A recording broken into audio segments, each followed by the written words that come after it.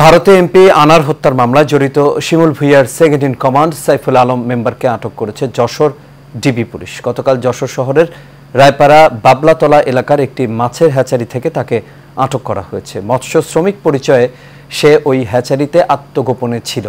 Jessore DB পুলিশের দাবি, Saiful member ওই হ্যাচারিতে 5 দিন ধরে অবস্থান করছিল। এই সময় তার কাছ থেকে একটি ভারতীয় নম্বরের মোবাইল ফোন ও বিস্ফোরক দ্রব্য উদ্ধার করে পুলিশ। পুলিশের উপপরিদর্শক মফিজুল ইসলাম জানান, সাইফুল আলম যশোরের রাকিব, সুব্রত ও প্রফেসর হৃদয় শঙ্কর হত্যা মামলা জড়িত। তাকে গ্রেপ্তারে অভিযান শুরু করলে সে আত্মগোপনে চলে যায়।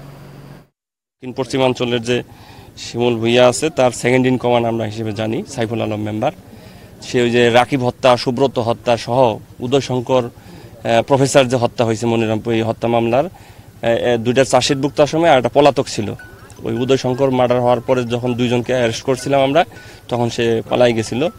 আমরা দীর্ঘদিন তাকে খোঁজাখুঁজি করার পরে এই যে ইদানিং যে আলোচনা হচ্ছে ইন্ডিয়ায় শিমুল ভুঁইয়াকে অ্যারেস্ট, এরপর থেকেই সে এখানে গাড়া দিয়ে আছে।